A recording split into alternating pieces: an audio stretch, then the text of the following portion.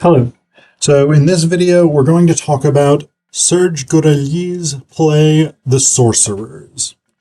So this play, at least in the reprinted for millennial plays from Belgium version, begins with, or is prefaced, if you will, by an excerpt from Claude Lévi-Strauss's Structural Anthropology.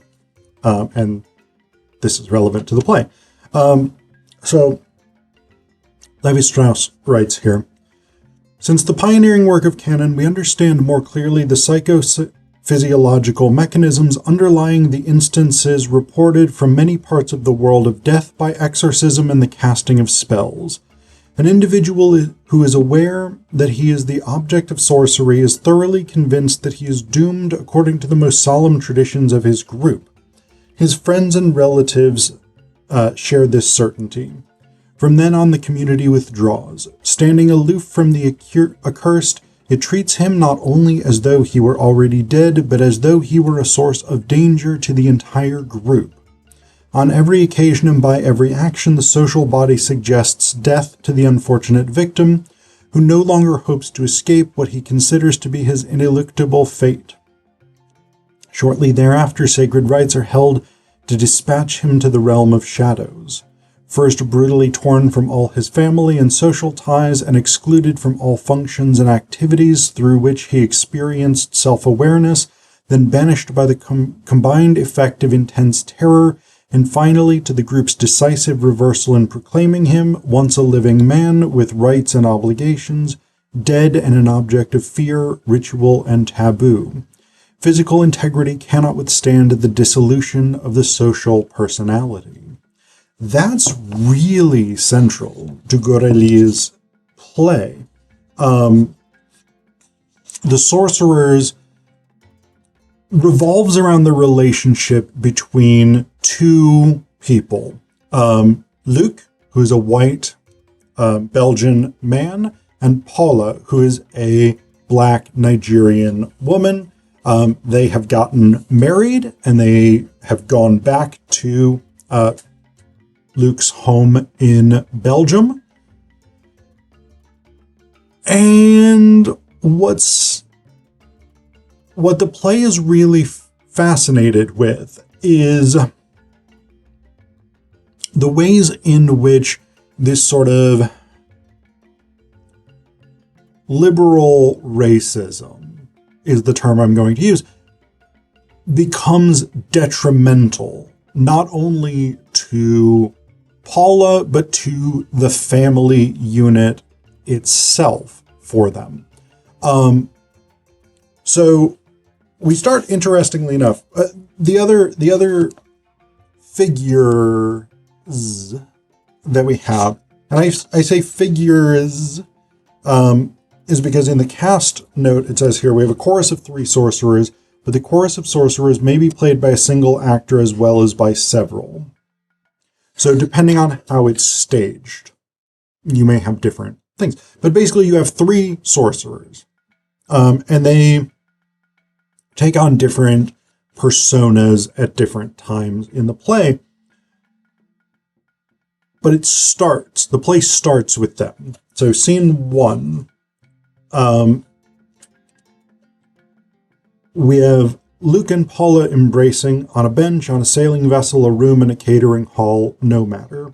Off to the side are discovered sorcerers 1, 2, and 3, and they have a dialogue. The gist of which is basically that they are wishing the couple well, but anticipating a number of problems. Now, one might notice, if one were steeped in the English theater tradition, that there is another quite famous play which begins with 3 magical beings, Shakespeare's Scottish play. This begins with the 3 witches who set the stage for the crisis of the play, the central conflict. Goriely seems to be doing the same basic thing here, right? These sorcerers introduce this idea that, oh, we really want the best for them. But as an interracial couple, it's unlikely things are going to work out. And we kind of think it's likely to be her fault, but we also don't really want to say that, And so this becomes a sort of recurring element over the play. The sorcerers continually come back to this, right? And there are sort of interesting moments where the mask slips. Scene 13, family plot, for instance. This is another scene with the three sorcerers. In this case, Sorcerer 1 plays Luke's grandmother, Sorcerer 2 plays his mother, and Sorcerer 3 plays his father. Sorcerer 3, the father, in the opening portion of this scene, says, "It's neither her character nor her origins. I repeat, it's neither her character nor her origins which should be emphasized, but her behavior. Show how unacceptable compared to what's considered a normal life in Belgium." Okay.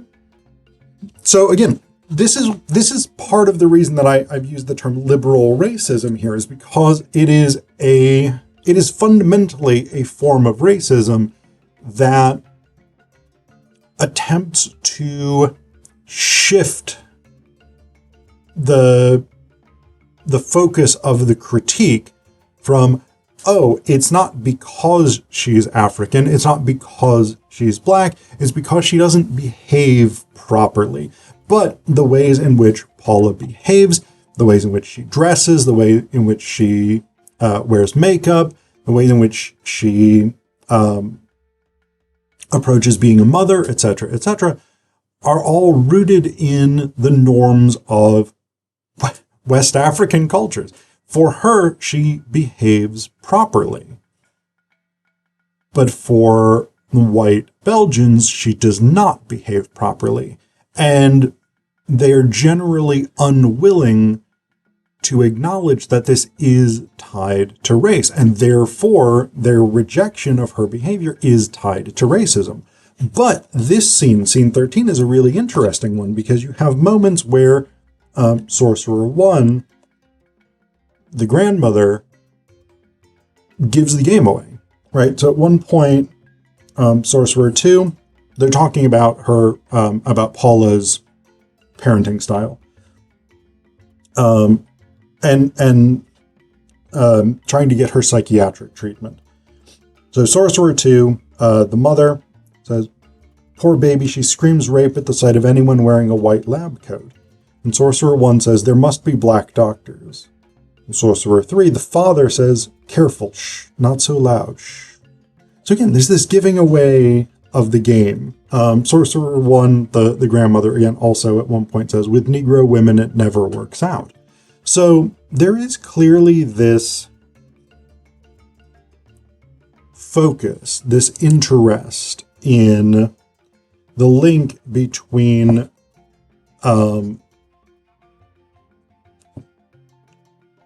Paula's race and the way that they assess her behaviors, right? These are clearly connected things, and they are aware that these things are connected, but because they do not want to be perceived as being racially biased, they shift the terminology in which they are making their racially coded critiques of her. And this becomes a thing that Paula physiologically experiences. And the exact mechanism of that physiological experiencing is not clearly laid out in Goriely's play, but Paula experience, and this is actually an interesting element as well, because it has to do with Luke's character arc over the course of the play, which I do want to talk specifically about. But Paula experiences these severe pains, stomach pains, but pains all over her body. And there's no apparent physiological cause, right? There's no apparent illness or injury or anything like that that would contribute to it. And she essentially blames magic, spirits, haunting, witches, something like this. And Luke is unwilling to entertain that possibility. There is a significant element of gaslighting in Luke's behavior. And some of it, in a way, is quite reasonable, right? Like the suggestion that before assuming a supernatural cause to this suffering, she should go and get some medical tests to make sure that nothing is physiologically wrong. That is a reasonable perspective. But Paula repeatedly asserts that she is experiencing this suffering, and Luke tries to put it down to a number of causes that she's adjusting to Belgian food, then that she's pregnant, whatever it is.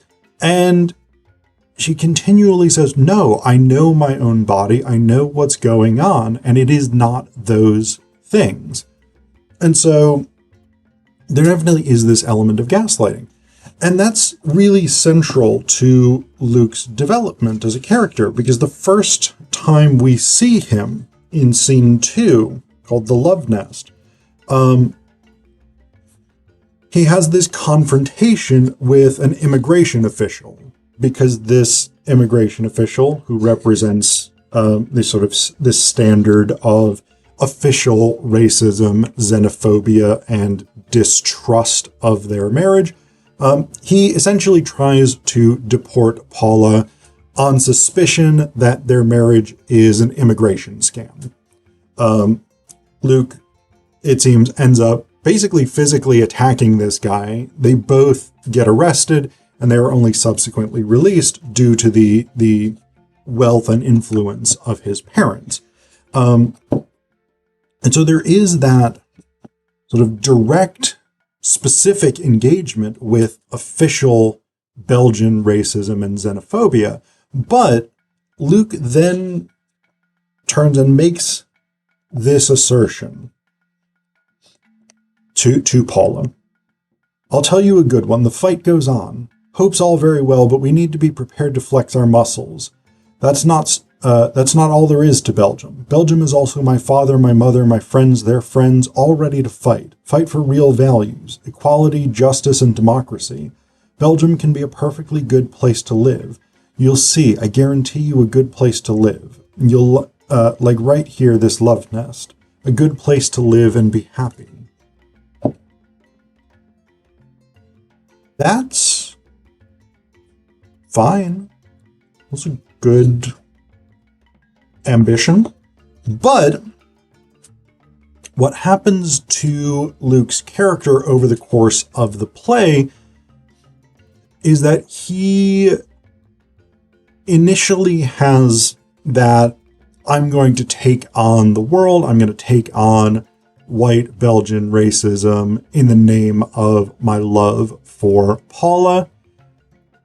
But by the middle of the play, he's more into a kind of liberal racism space, and his is somewhat more cowardly, even, I would say, because he repeats to Paula these incredibly insulting, problematic things about her makeup, about her clothing, the way she dresses, the way she behaves, and he tries to couch it all in, oh, this is just what people are saying. I don't necessarily think this, but people are saying you look like a prostitute. The fact that he says it in the ways that he says it suggests that he shares that opinion. And the fact that he, when she asks him straight out, is that what you think? He is reluctant to give a direct answer again, undercuts this. And so Luke becomes sort of more and more ingrained in this liberal racism of, oh, it's not because you're black, it's not because you're Nigerian, it's because you're not behaving properly. And that proper behavior is based on the standards of white Belgium. And it is racially coded, but because it is the norm for these white Belgian characters, they don't necessarily recognize it as racially coded. And that's society, that's human beings, society, right? That's not inherently problematic, right? We all think that the way that we live is normal. It is comfortable. It makes sense to us. But when you then hold someone of a different cultural background to those standards and pretend that their identity is not a relevant factor in your negative assessment of them, that's when it becomes problematic. And so Luke becomes increasingly liberally racist. His gaslighting increases over the course of the play until finally Paula dies. And it's not entirely clear from just the text what she dies of. Whether this is suicide, whether Luke has murdered her, whether this has been like a spiritual attack by the Sorcerers, something like this. It's not 100% clear. I feel like from the text, there's enough ambiguity that one could play it any of these ways. But then the last scene 15 in the cemetery, the Sorcerers do the voice of Luke and Paula's baby. And basically the baby wants to see the mother's grave, and Luke really is kind of a dick to this baby, basically sort of asserting you must behave properly or I won't let you see mommy. But then the last bit is really troubling. So they go to her grave, and Luke says to their child, the child of this dead woman who he refused to believe in life. He says, "You can say whatever you like to your mommy, little one. Of course, she can hear you even under that rock. What can you do with big people? That's the way it is sometimes. No, she's not taking a nap, but she can't get out. That's just the way it is. But we have to listen to her too. Listen to her. You hear her. Listening to her is important." For a guy who literally refused to listen to her, literally refused to take her concerns seriously, and that in one way or another contributed to her death, that's a pretty fucked up thing for him to say to that kid.